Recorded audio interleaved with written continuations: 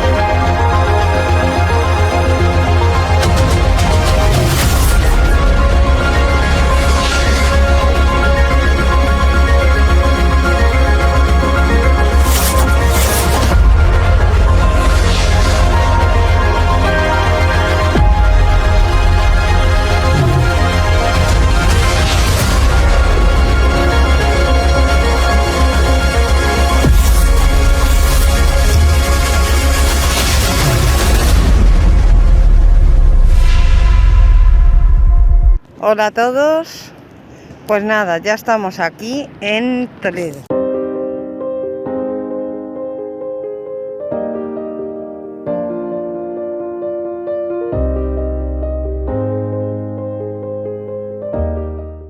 Hola a todos, queridos amigos, pues nada, aquí estamos en el Congreso, hemos venido al Castillo San Servando, como habéis podido observar.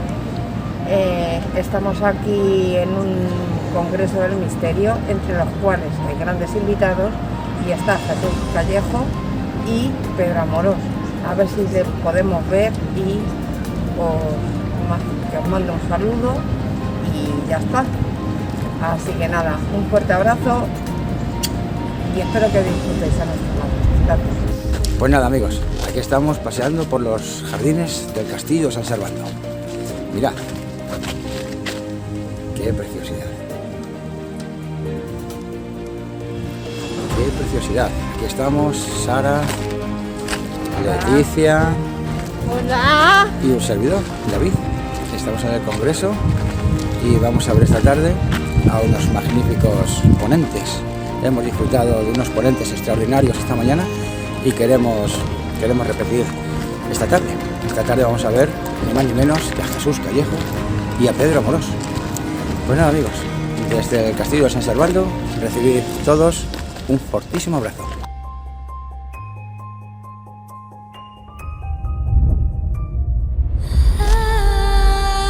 El 16 de marzo de 1244, 200 cátaros fueron enviados a las hogueras de Montsegur por blasfemos y herejes.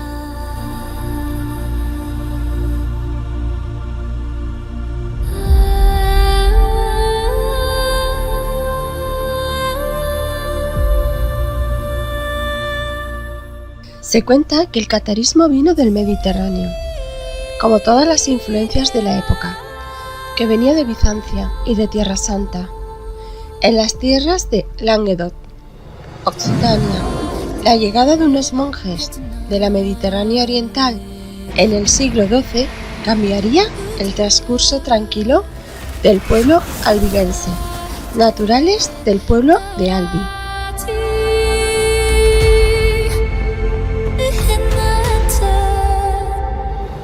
El día 10 de marzo de 1204, el Papa Inocencio III escribió una carta al rey de Francia. Te corresponde a ti expulsar al conde de Toulouse de la tierra que ocupa y quitársela de las manos para dársela a unos buenos católicos que puedan, bajo tu feliz dominación, servir fielmente al Señor. A finales de 1207 se consiguió reunir una liga de varones del sur de Francia para reunirse a Saguzada en contra de los cátaros. El conde de Toulouse, al enterarse, puso remedio y rápidamente lanzó un contraataque en la que se valió de miles de cátaros meridionales y de la ayuda de sus vasallos, como el rey Pedro II de Aragón.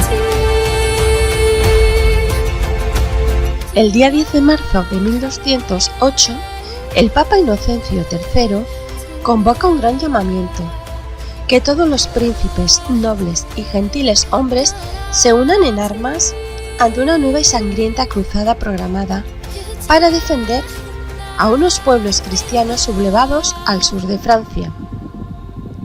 En julio de 1209, en Béziers, murieron cerca de 30.000 personas.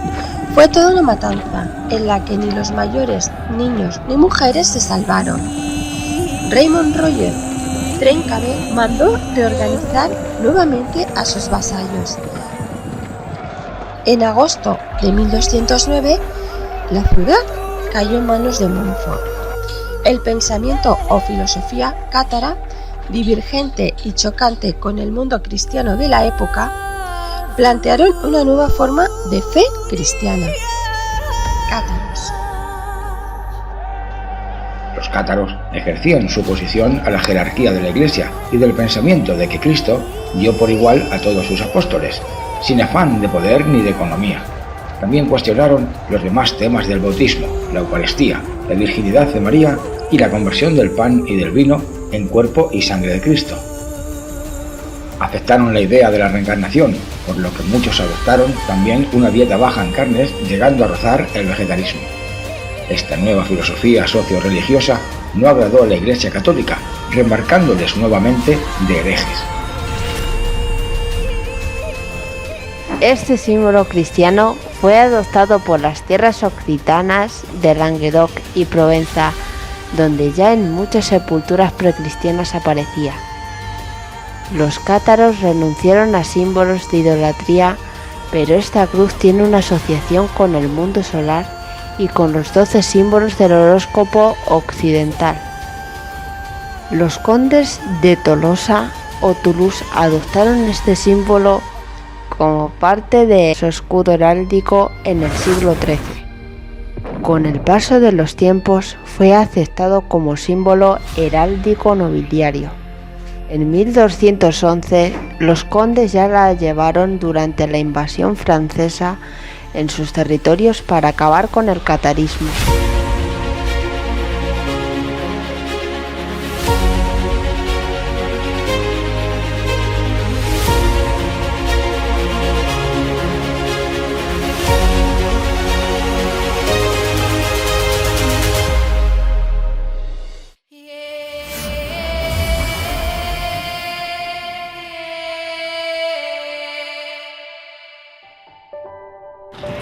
Bueno, que soy Pedro Amorós y que os envío un fuerte abrazo y sobre todo unos saludos inmensos a todo el equipo maravilloso de Paranormalia Podcast, que siempre estáis ahí y que os quiero.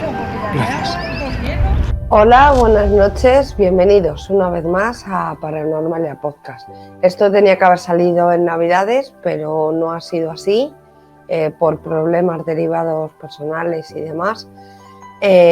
No ha podido ser así, pero bueno, aquí estamos nuevamente dando caña y esta noche lo hacemos de la mano de nuestro querido amigo y, si me permitís, para mí, colaborador Pedro Manuel. Pedro Manuel ha estado con nosotros y en esta ocasión nos va a traer un tema cuanto menos interesante. Que vamos a hablar de los cátaros. No sé cómo él lo catalogará, pero bajo mi punto de vista era una sociedad o un tipo de cultura en el cual hoy vamos a desgranar esa historia que para algunos es conocida, otros, incluyéndome a mí, es muy desconocida. Y Pedro Manuel viene a echar luz acerca de esta historia. Con todos vosotros, Pedro Manuel López. Bienvenido, Pedro Manuel. Buenas noches, Sara. Muchísimas gracias, lo primero, ¿no?, por invitarme y contar conmigo. Por supuesto, ya sabes que sí, ¿no? Yo ya me considero colaborador del programa, más que nada porque a día de hoy es con el único programa que colaboro por el tiempo y por la adaptación, ¿no?, que tenéis vosotros en mí, ¿no?, en ese sentido, porque ya sabéis que mi tiempo es limitado. Y bueno, sí, como has comentado al principio, este programa se tenía que haber hecho antes de Navidad, pero por distintas circunstancias. Es verdad que lo grabamos, pero yo creo que siempre digo que todo pasa por algo, ¿no? Y qué mínimo, ¿no? Que se grabe, ¿no? Una noche tan mágica como es la de hoy, ¿no? Esa noche, Noche de Reyes. Noche de Reyes, ¿no? Que bueno, seas creyente, no creas, tal, al fin y al cabo, ¿no? Siempre queda, ¿no? Ese matiz, ¿no? De magia, ¿no? Que tiene esta noche, ¿no? Y una noche que yo creo que todos, ¿no? Volvemos a ser un poco niños, ¿no? Esa etapa inocente, ¿no? Esa niñez con los buenos recuerdos. Y yo creo que esa magia, bueno, el destino, ¿no? Por así llamarlo, ¿no? O las cosas, ¿no? Han querido, ¿no? Que este primer programa, ¿no? De 2000, que grabamos tú y yo conjuntamente, de 2023, ¿no? Sea la Noche de Reyes, ¿no? Una noche mágica, en ese sentido. Esperemos que esa magia, pues, desemboque en que nos salga bien, por fin, porque grabamos y tuvimos una serie de problemas técnicos, pues que era insoportable a la hora de editar, pues, el programa. Y todo siempre lo hacemos pensando en todos vosotros y en ofrecer la máxima calidad a cada uno de nuestros programas. Así que nada, perdonadme, estoy un poco acatarrada, perdonadme, y si te parece, Pedro, comenzamos con la primera pregunta. ¿Qué tipo de religión practicaban los cátaros u hombres buenos, como se hacían llamar? Bueno, antes, cuando has empezado el programa, ¿no? Me has dicho que cómo definiría yo, por supuesto, no lo voy a definir como secta, ¿vale? Porque bajo mi punto de vista las sectas no existen, ¿vale? Es un término despectivo, ¿no? Hacia una creencia que no es oficial, ¿no? Se puede decir que para aquellas personas puede haber que, al fin y al cabo, una creencia, ¿no? Que se sale de lo común, ¿no? Hoy, por ejemplo, hemos visto, ¿no? la muerte, ¿no? del pontífice, de Benedicto XVI, ¿no? Que supuestamente es una religión oficial, ¿no? Y el bombo y platillo que se le ha dado. En cambio, hay ciertas creencias, ¿no? Que practica la gente, ¿no? Que al no ser consideradas religiones oficiales, se le considera secta. Yo, la verdad, tampoco la llego a considerar religión, ¿vale? A los cátaros. Lo considero más bien un movimiento, ¿vale? Que es como una escisión, ¿no? Dentro de lo que sería ese cristianismo medieval. Y bueno, las creencias que ellos tenían estaban basadas principalmente, ¿no? En lo que sería el gnosticismo y el maniqueísmo, que más adelante a lo largo del programa, ¿vale? Vamos a explicar qué es cada una de las cosas, porque tampoco me quiero extender mucho en ese sentido. Lo que pasa es que hoy en día, ¿no? Sobre todo, ¿no?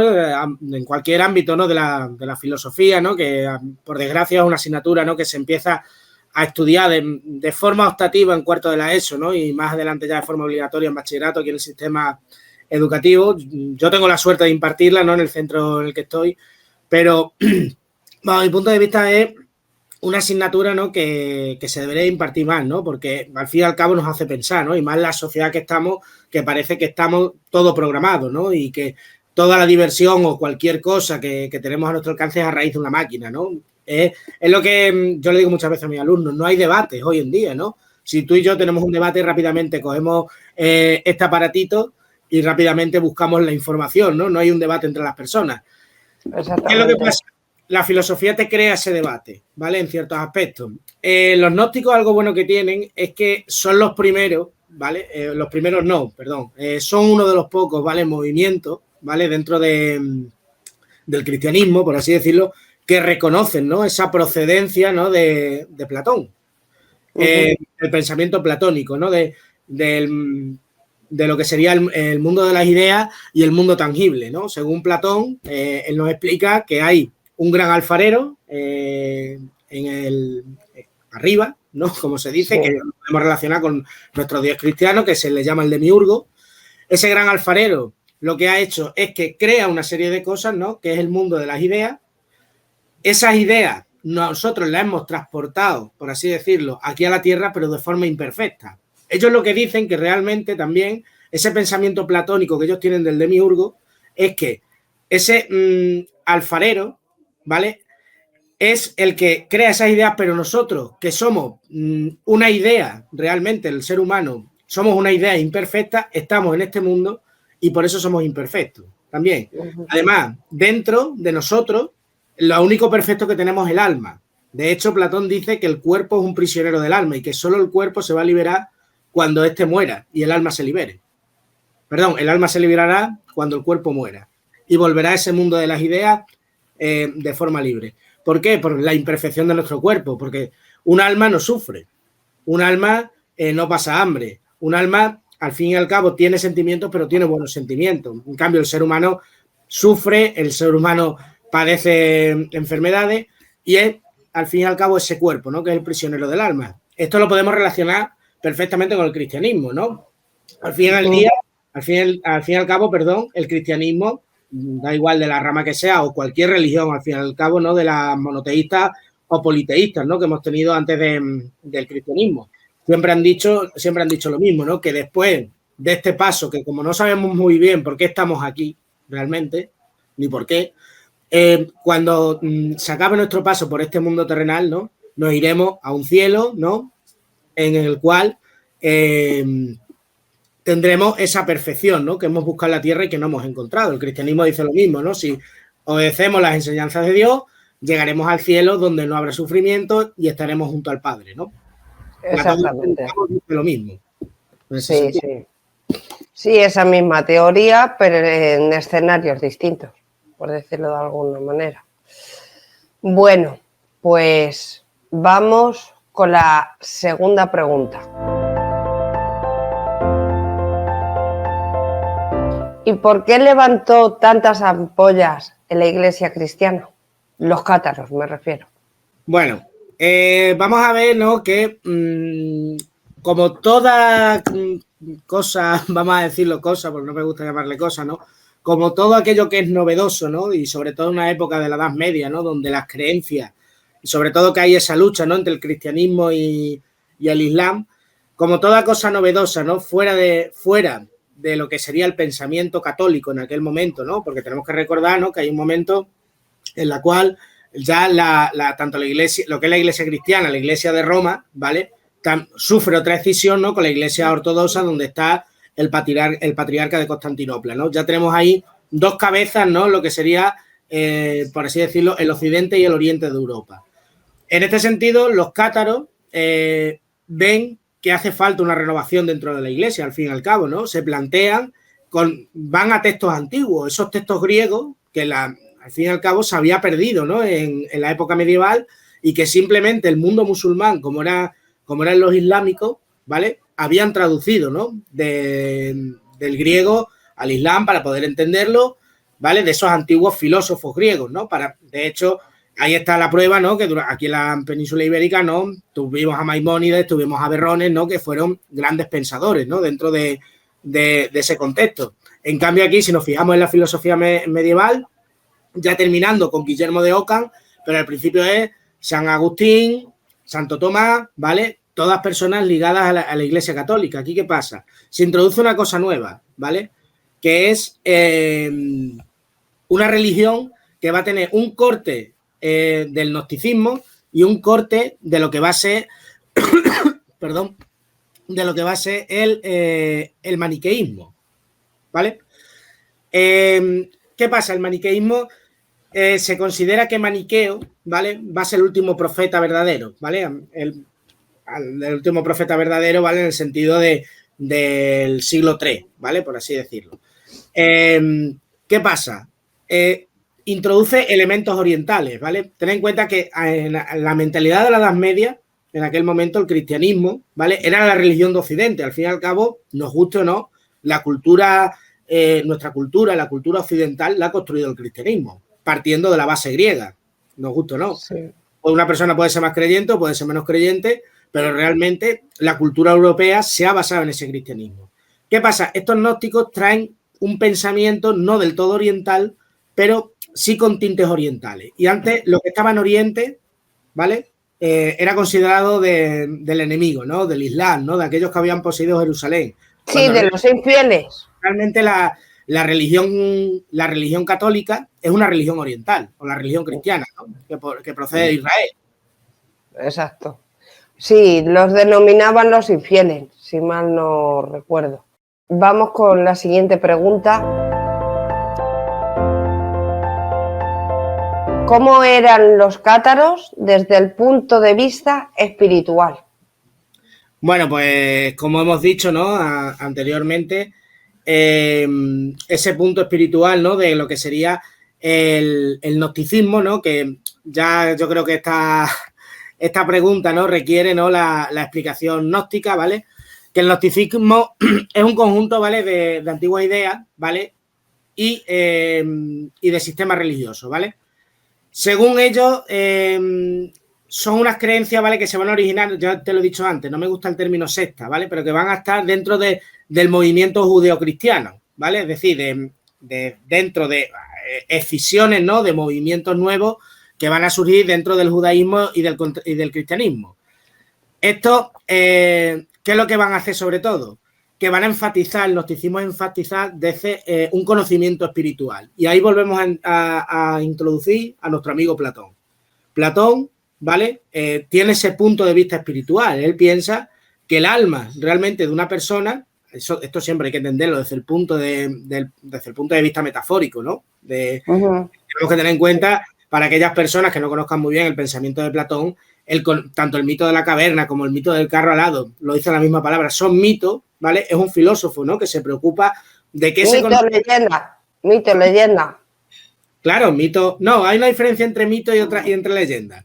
Ahora después también te lo explico, Sara, que son dos cosas muy distintas. Pero el mito, por así decirlo, es una serie de enseñanzas que va a llegar a todo el pueblo, ¿vale? Al fin y al cabo, las religiones politeístas de Grecia y de Roma, ¿vale? Que son distintas, por así decirlo, no deja de ser una religión animista, es decir, que coge elementos naturales y los convierte de forma antropomorfa, ¿vale? Platón lo que está haciendo es una enseñanza también a las personas, es decir, él de hecho crea una serie de estadios, que son 8 estadios, que según cómo sea nuestro comportamiento en la Tierra, nos vamos a reencarnar, ¿vale? En una cosa u en otra, ¿vale? Es decir, reencarnar dentro de lo que sería el mundo humano, ¿vale? Si ha sido bueno, para él su último escalafón era ser filósofo. Y el peor escalafón, que te parezca mentira, era ser tirano dentro de la política. Así que el gnosticismo es eso, ¿no? Ellos, vemos que los cátaros tienen ese punto de vista espiritual, ¿vale? Que quizás, o de, como queramos decirlo, ¿no? De meditación, ¿no? De decir, esto simplemente no tiene por qué estar así, ¿no? El cuerpo y el alma, pero ¿qué es ese punto espiritual? Y ahora, antes de continuar, te explico la diferencia de mito y leyenda. El mito es algo que no ha existido, ¿vale? Mientras que la leyenda, algo que no ha existido dentro de un contexto. En cambio, la leyenda sí tiene una ubicación geográfica, ¿vale? Dentro de nosotros. Por ejemplo, mismamente, un mito, ¿vale? Puede ser que un mito aquí en España, pues el mito, ¿no? De las Torres de Hércules, ¿no? De que se separan las 2 Torres de Hércules, ¿no? Y leyenda, pues bueno, pues tenemos la Santa Compaña, tenemos Gente de Muerte, ¿no? Aquí en Extremadura, ¿no? Que tienen una ubicación geográfica, ¿vale? Tienen tintes de realidad, pero tintes fantásticos, mientras que el mito es prácticamente entero fantástico. Jolín. ¿Vale? Impresionante, muchas gracias. Contigo aprendemos más. Yo la primera, que soy un desastre. Bueno, yo con vosotros también. A ver, la cuarta pregunta.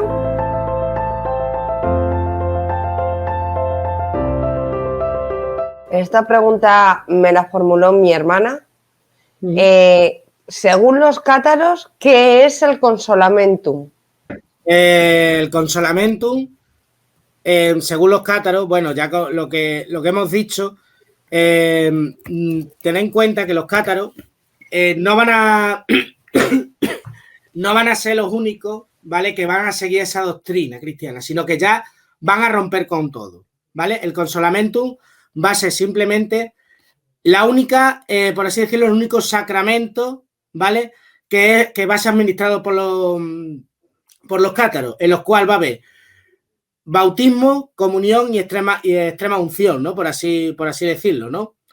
¿Eso qué quiere decir? Que tú al considerarte cátaro, ¿vale? Estás preparado ya para todos esos sacramentos, ¿no? O para eso, dentro de la religión católica se llama sacramentos, ¿vale? Pero a mí me gusta llamarlos rituales, ¿no?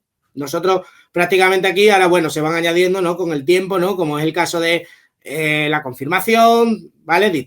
El matrimonio, ¿vale? Todo eso.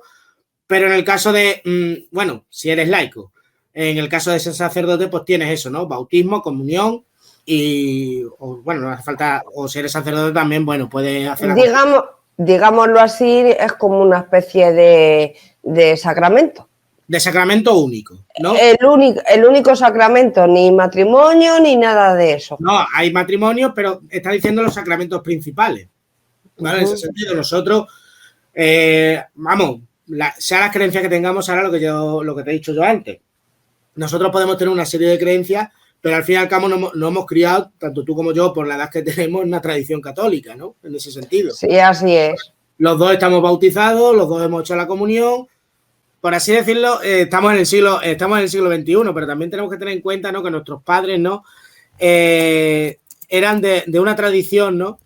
Que venía de un nacional, ¿no? Catolicismo, ¿no? De ese franquismo, ¿no? O esa religión, ¿no? Que estaba tan arraigada, ¿no? Que eso ahora... Sí, exactamente. Sí. No tenemos esa necesidad, ¿no? De a lo mejor de por así decirlo, ¿no? De complacer, ¿no? A la gente, a nuestras personas más allegadas, ¿no? En ese sentido. Una idea. Lo que has dicho que, por ejemplo, que por qué los cátaros, ¿no? Tienen realmente esa acogida, ¿no? Por así que tienen buena acogida, ¿no? Al fin y al cabo, ¿no? Hasta finales del siglo XIII, ¿no? Que prácticamente van a perder esa fuerza. ¿Por qué ese buen acogido? Porque no tienes que pasar por tantas barreras, ¿vale? Es lo mismo que cuando viene Lutero, ¿vale? En el siglo XVI. Martín Lutero. Sí. Martín Lutero.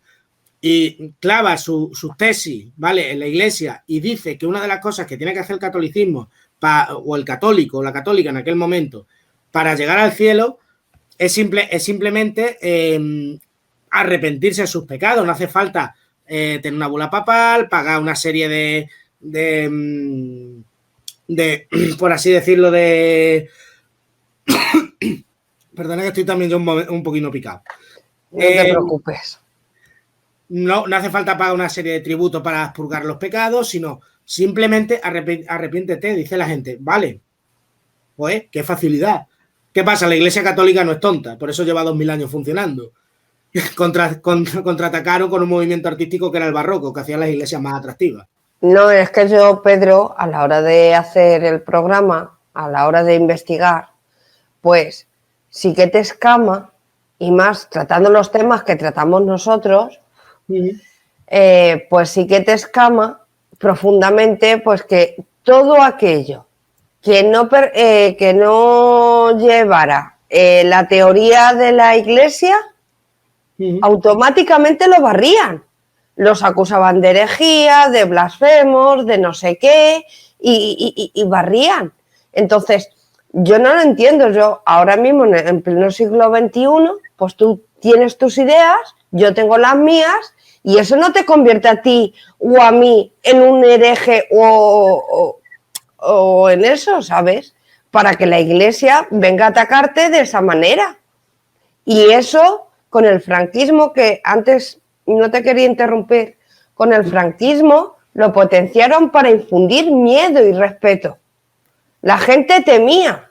Y era la única manera, la Iglesia, de tener un orden. Porque viniendo de donde veníamos y de lo que vino pasando, pues claro, la Iglesia tenía que tener un orden a la hora de sentar ese gobierno de Franco o esa dictadura y claro, y la Iglesia fue una aliada en ese sentido, pero vamos, esto no es con la guerra, es que esto ha pasado anteriormente siglos y siglos y siglos. Entonces, es como una especie de dogma para seguir una línea y que la gente vaya en orden y no exista el caos. en el momento de que la gente se rebela, pues ahí daba mano a la Iglesia, a los gobiernos y quien le hiciera falta. Pues sí, la verdad que siempre que alguien se sale de la norma, ¿no? De lo que es la norma establecida, de ahí vuelvo a lanzar una no me quiero repetir, sino que lanzo también otra pullita, ¿no? Por así decirlo, ¿no? A la importancia, ¿no? De la filosofía, de no ser borrego, ¿no? En este sentido, de que en edades más tempranas, ¿vale? Se empiecen a estudiar este tipo de cosas. No a estudiar, exacto, sino simplemente a comprender, a cuestionarse todo. Y es que es curioso porque tú te metes a ver la Biblia y en muchas cosas, en algunas, yo he visto unas cuantas, pero en algunas se contradice. De manera que María Magdalena, por ejemplo, te pongo ese ejemplo porque es el que más me ha llamado la atención. María Magdalena, una prostituta, no sé qué, no sé cuántas, y de repente la santifican. No lo entiendo. Pero es que, vamos a ver, ten en cuenta que María Magdalena jugó un papel importante ahí en la Biblia, porque María Magdalena es una carta que juega a Jesús, ¿no? Para ver que él acepta a todos y que además es una tentación para Jesús. Es como una doble vía que hay ahí. Y realmente supera, ¿vale? Entre comillas, esa prueba, ¿no? Que le está dando su padre en una prostituta, que es una persona de mal vivir, por lo que explica la Biblia, por la simbología que se nos ha dado, una muchacha de buen ver, ¿no? Por así decirlo. Y bueno, es una prueba, al fin y al cabo. Pero la Biblia, lo que hemos hoy, precisamente, fíjate, hoy estaban diciendo lo mismo, ¿no? Que seguimos, al fin y al cabo, a la Iglesia le queda esa renovación, ¿no? Porque se había dado la lista, ¿no? de los sacerdotes, de los 800 y pico sacerdotes, creo que era, no sé exactamente, estaba viendo ahí el telediario por la mañana, a lo mejor me confundo, es un dato que han dado los informativos erróneos, de los sacerdotes que iban ahí, pero no de las monjas que iban ahí. ¿Sabes?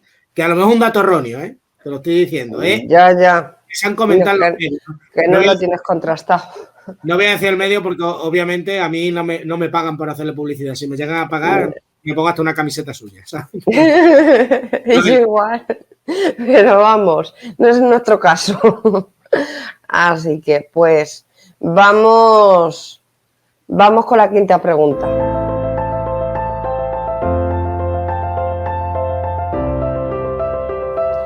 ¿Qué personas o qué gente así influyente se anexionaron a la iglesia cátara? Vale, no anexionar, ¿vale? Yo no le llamaría anexionar, ¿no? Sino apoyo.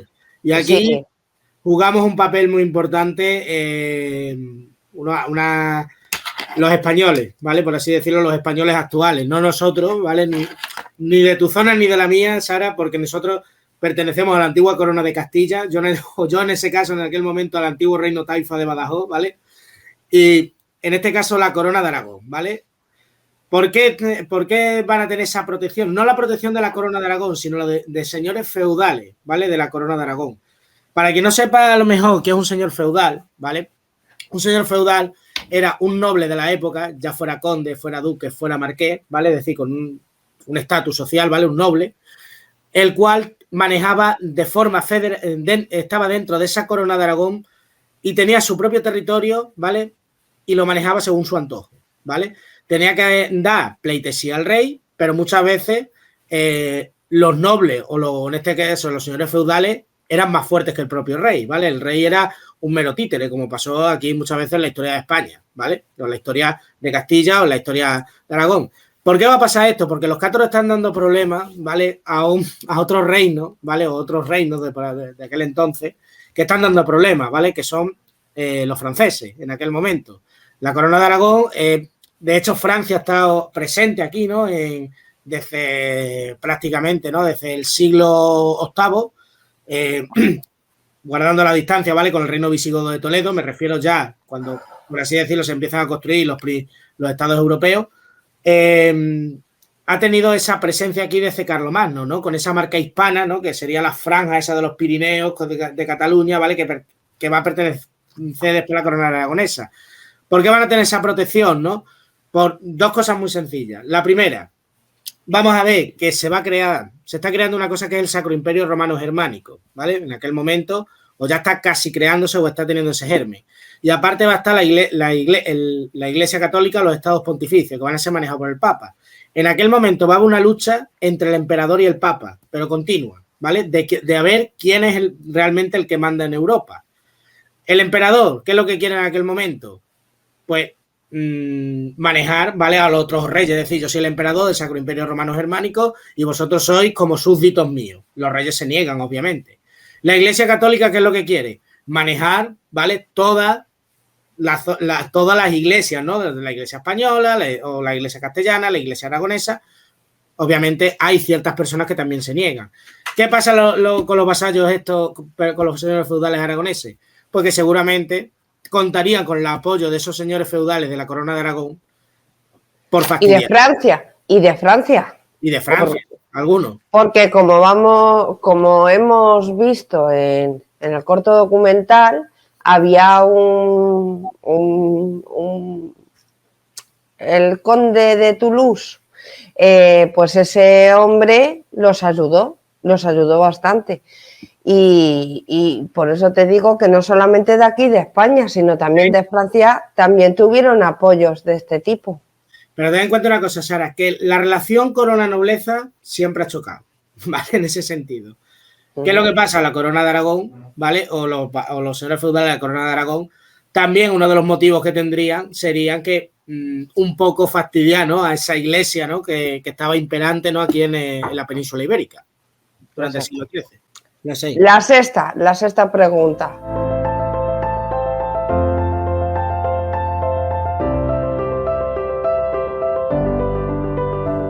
Pedro, ¿tú crees que, como se ha dicho hasta ahora, los cátaros custodiaban el Santo Grial y qué significado tenía para ellos esta reliquia? Bueno, tú ya sabes que yo en este sentido, sabes que a lo mejor soy un poco contrario, ¿no? A lo que piensa la gente. Yo soy más romántica. Sí. Yo tampoco quiero crear polémica, Sara, ni mucho menos. Es simplemente una opinión, ¿eh? No tiene por qué ser la correcta, lo que yo siempre digo. Y además que aquí estamos para aprender y que si alguien que nos está viendo considera que algo que he dicho está mal, por supuesto yo estoy abierta a crítica. Esto es no solo de esta pregunta, sino de las 5 anteriores. Si ellos consideran que algo está fuera de contexto, lo que sea, por supuesto, ¿vale? A mí me gusta todo lo contrario, me gustan las críticas constructivas, me encantan porque me enseñan sobre todo. Yo lo que creo, sinceramente, que el Santo Grial, lo que tú has dicho, ¿no? Lo has dicho tú, precisamente esa palabra, ¿no? Ese romanticismo, ¿no? Que tiene el Santo Grial como un elemento de poder. Yo siempre el Santo Grial lo relaciono mucho también con la lanza de Longinos, ¿no? O las 30 monedas de Judas, ¿no? Que parece que son símbolos de poder, pero nunca hemos sabido, ¿no? Realmente si han existido. De hecho, va a haber ciertas personas a lo largo de la historia, y me meto también en temas de leyenda, ¿vale? No me meto en temas de historia, ¿no? Porque esto no es una pseudo historia, ¿vale? Bajo mi punto de vista, ¿no? Que también, mismamente en nuestra historia más reciente, decían que los nazis, mismamente, eran los que también buscaban el Santo Grial, la lanza de Longino, las 30 monedas, pero simplemente por una cosa. Yo creo que una fantasía, ¿no? Que se ha hecho, la sábana santa, ¿no? Que dicen, yo no considero, con todo el respeto del mundo, a aquellas personas que lo crean y aquellas personas que sean creyentes, que son símbolos realmente que simbolizan el poder. Y al fin y al cabo, a todo ser humano, sea quien sea, le gusta el poder. Esa simbología de poder, ¿qué es lo que va a hacer? Simplemente, ¿no? Crear esas leyendas, ¿no? En torno a los cátaros, el Santo Grial también se ha creado, ¿no? En torno a los templarios, ¿no? Que lo hablamos en el anterior programa. El Arca de la Alianza. El Arca de la Alianza, ¿vale? Todo ese tipo, ¿no? Son símbolos, ¿no? De poder, ¿no? De que aquellos que parece que los posean son los que tienen el verdadero poder, tienen la revelación, encuentran el sentido, ¿no? De por qué estamos aquí, qué hay después de la muerte, ¿vale? Todo eso. No sé si los nazis, ¿vale? Y te digo porque es el tema de especialidad que me toca a mí en este sentido, creyeron realmente eso, ¿vale? Hay una serie de leyendas que piensan que sí, ¿no? Y sobre todo vemos ese ansia de poder, ¿no? Que tenía Adolf Hitler y lo que era toda la cúpula, ¿no? Del partido. Sí, de hecho fue una de las cosas que a mí me llamó más la atención, que los nazis estuvieron buscando incansablemente el Santo Grial. ¿Por qué motivo? pensaban que estaba aquí en España en Montserrat, con eso te digo todo. O sea, que ellos una de esas búsquedas incansables llegaron hasta aquí, ¿vale? Pero yo sigo diciéndolo, ¿no? La Iglesia Católica, al fin y al cabo, si nos fijamos en el Estado, en forma de Estado, ¿no? Si nos fijamos en la Ciudad del Vaticano, es el Estado más fuerte o más rico del mundo, ¿no? La Iglesia Católica no es un microestado, pero no es un microestado en sí, ¿vale? Tiene un terreno allí en el centro de Roma, pero la Iglesia Católica tiene sedes o consulados o embajadas, ¿no? Las tiene repartidas. Es una empresa. Yo en ese sentido no te voy a quitar parte de razón, ¿vale? Bajo mi punto de vista, lo que siempre digo. Pero yo parto una lanza a favor de la Iglesia, también la labor humanitaria que hace, ¿vale? Y no siempre, te lo digo porque conozco a bastantes personas. No, por supuesto que no. Que son religiosas, yo no estoy diciendo que tú no tengas razón, pero hay una cosa, Sara, lo que yo siempre digo, que una religión puede tener más o menos presencia en ciertos sitios, más o menos poder, pero hay una cosa en lo que no se puede meter nunca nadie, y es en la fe de las personas. No, desde luego, yo la respeto. Sí, no, sí, en eso estoy seguro. Yo tengo mi creencia y mi punto de vista, y bajo mi punto de vista, a no ser que alguien me diga algo coherente, tengo mi criterio propio, y a no ser que alguien me diga algo coherente y que me lo pueda tragar, pues yo a día de hoy creo en Dios, pues no en la Iglesia. No es sus hombres. Y yo respeto a todo el mundo que tenga cualquier tipo de ideología. Yo los respeto a ellos me respetan a mí, punto, ya está. Sí, totalmente de acuerdo con ese aspecto. Pero yo en la pregunta del Santo Grial, esa sería mi respuesta. sería esa. Pues bueno, Pedro, en la siguiente pregunta, vamos a entrar la pregunta. En la siguiente pregunta, que es la octava, te la formulo. ¿Qué represalias hubo para los cátaros después de rebelarse con la Iglesia cristiana? Bueno, pues aquí juega un papel, ¿no? Muy importante, ¿no? Lo que conocemos, ¿no? De la Santa Inquisición, ¿no? Ya sabemos que la Santa Inquisición, para aquellos que no lo sepan, bueno, aquí que me he dado cuenta que no he nombrado a mi tierra en este programa, ¿vale? Aquí hemos tenido aquí en una localidad que se llama Llerena, ¿vale? Que está en el sur de Extremadura. Tuvimos uno de los tribunales de la Inquisición más importantes, ¿vale? De hecho, hubo quema de brujas, hubo persecución, ¿vale? A todo tipo de herejía. Bueno, y los cátaros no iban a ser menos, ¿no? Los cátaros ya sabemos que se les va a empezar a perseguir. Van a tener esa misma Iglesia Católica va a combatir, ¿no? el movimiento cátaro, ¿vale? Perdón. Ese movimiento cátaro, y por supuesto van a tener todo tipo de represalias, ¿vale? Que te puedas imaginar, ¿no? Como desde la persecución, desde la ejecución, ¿no? Pasó a ser un movimiento clandestino, ¿no? En cierta parte, hasta que poco a poco, ¿no? Lo que yo digo, aquello que no vemos, que no sale a la luz, al fin y al cabo se va apagando. Pues sí. Y ahora, con el último programa que tú y yo grabamos, hablamos de los templarios, pues los voy a volver a sacar, porque hay mucha gente que confunde, yo la primera, lo tengo que reconocer. Hay mucha gente que confunde lo que nos asemeja lo que nos pasó a los templarios con lo que nos pasó a los cátaros. Dime tú si hay tal coincidencias o despéjanos esas dudas. Bueno, vamos a ver. Los cátaros, por así decirlo, los templarios, no los considero yo lo mismo. Ten en cuenta que tienen cierta relación. Porque bueno, esa lo que tú has dicho antes, ¿no? Que tú eres una romántica, ¿no? Y tienes ese romanticismo, ¿no? Esa leyenda, ¿no?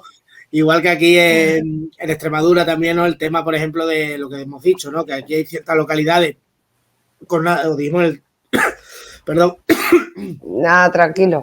En el programa anterior, ¿no? Como es Jerez de los Caballeros, como es Perro, donde los templarios tienen, ¿no? Esa presencia importante. ¿Qué pasa? Los templarios tienen un papel importante dentro de la Iglesia Católica, ¿no? Son una de las órdenes, ¿no? Más importantes, pero Pero es curioso, Pedro, acabaron igual, acusados de herejía. Sí, lo mismo decimos, ¿no? Que cuando lo volvemos a decir, cuando alguien, por así decirlo, tiene cierta importancia o cierto atractivo, ¿no? Para la sociedad, y ves que tu poder, ¿no? se está viendo limitado, tu poder corre peligro, aparto a esa persona. Eso no está pasando hoy en día en cualquier sitio, mismamente en un trabajo, ¿no? Cuando vemos que alguien nuevo es peligroso, ¿no? Y nos puede quitar de nuestro pedestal, intentamos apartarlo. Lo mismo pasa, ¿no? Con los templarios, lo que he dicho, lo que estaba diciendo antes, los templarios sí están aceptados por la Iglesia Católica. Esto es un movimiento hereje, vamos a llamarlo así, dentro del gnosticismo y el maniqueísmo, que rechaza un poco esas creencias católicas. Además, hubo un momento que a la Iglesia le conviene los templarios, ¿vale? Esto a los cátaros no va a haber ningún momento, le va a convenir en ciertas cruzadas, en ciertas cosas, pero no les va a convenir, no va a ser conveniente para la Iglesia tampoco. Quizás guardan esa relación, ¿no? En lo que están empezando a ser movimientos atractivos. Uno es un movimiento guerrero, ¿no? Que esas leyendas caballerescas, ¿no? De la Edad Media, ¿no? Del cantar del miocín, ¿no? De los cantares de gesta, ¿no? Que tanta importancia no tienen en nuestra literatura. Y además, esa filosofía, ¿no? Que recuperan los cátaros, ¿no? Que se había perdido, ¿no? En época medieval en la Europa occidental.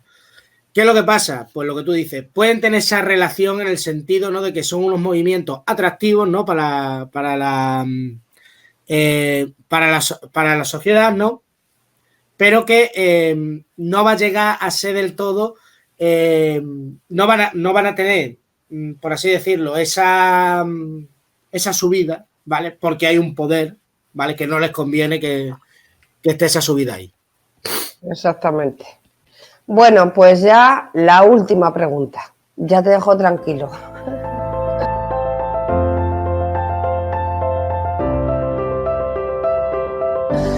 A ver, ¿qué valor tenía la mujer en la religión cátara? Bueno, pues por así decirlo, dentro de lo que sería la época medieval en aquel momento, tenía un papel súper importante. Ellas podían ser prefectas, entre comillas, y podían realizar el sacramento del concilio, lo que hemos dicho antes. Es decir, ¿qué pasa? Ahí volvemos a lo que habíamos dicho anteriormente, ¿no? Que la Iglesia Católica no deja de ser un machismo. ¿Qué pasa? Los cátaros, si te das cuenta, tienen una mentalidad aperturista dentro de la mujer. Algo también... Para que la gente lo comprenda, por lo menos yo a la hora de buscar la historia lo entendí así. ¿Fueron los primeros feministas de la historia? No, hombre, en ese sentido no, hay bastante... Por ejemplo, yo considero más feministas de la historia occidental, ¿eh? En este sentido, considero a los cínicos, ¿no? De hecho, tenemos una filósofa que es súper importante en el siglo 3-4 a.C., que es Hiparquía, que la tía, con el apoyo de los cínicos, que era un movimiento filosófico de aquel momento, post-platónico, post-aristotélico, que lo que hacen es realmente integrar a ciertas mujeres dentro de ahí. Una de ellas es Hiparquía, ¿no? Que es una mujer, que es una cínica que cuestiona a la misma, en el mismo ágora de Atenas, cuestiona por qué una mujer no puede estar y no puede tener una representación, por qué las mujeres tienen que ser de segunda clase, por qué los hombres pueden ir bien vestidos con sus túnicas aseadas y las mujeres tienen que estar apartadas, ¿no? Lo que sí se puede decir que dentro de lo que es la Iglesia Católica sí pueden considerarse los primeros feministas, ¿no? Integran a la mujer.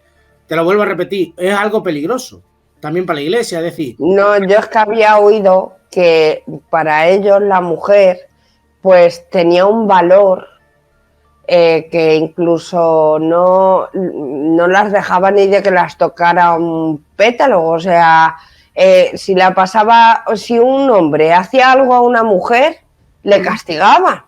Y jolín, pues yo esto lo entiendo como que fueron, por decirlo de alguna manera, el movimiento que conocemos hoy en día como feminismo. Sí, vamos, hasta la época. Lo que pasa es que sí es verdad que, vamos a ver, ten en cuenta que hasta que empieza realmente el poder, ¿no? Por así decirlo, el poder me refiero, ¿no? Que empiezan a haber un escalafón social.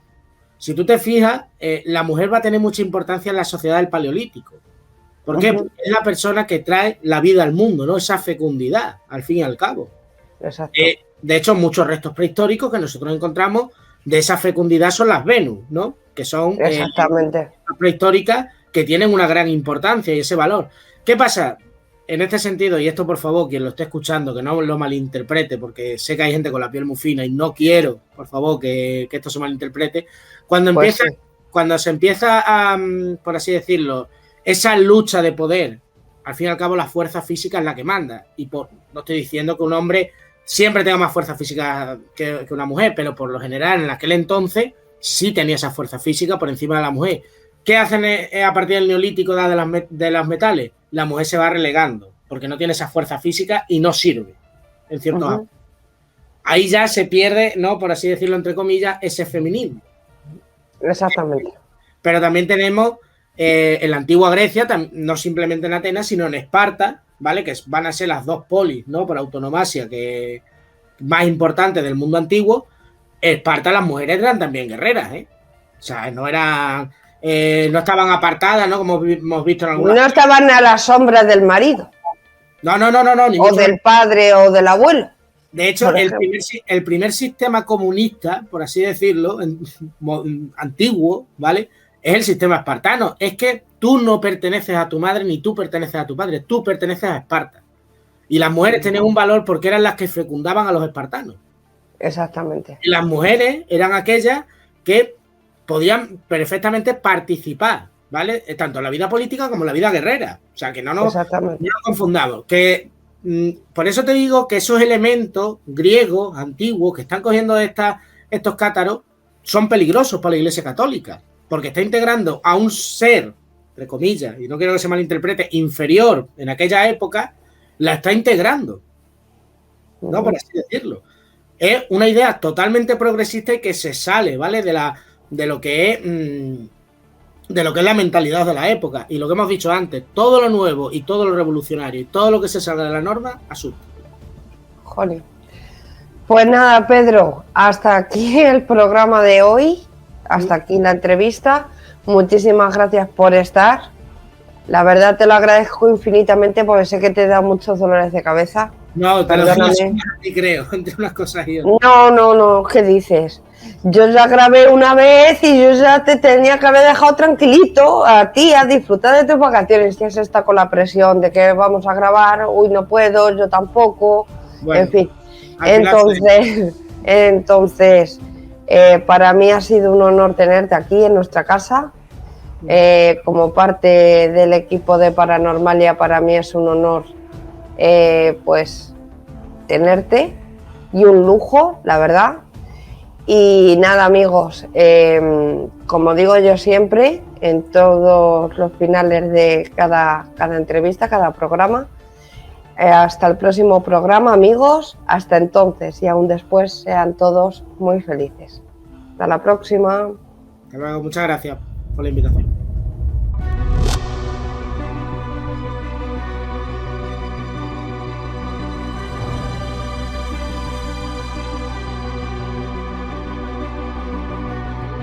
¿Qué es la inteligencia artificial?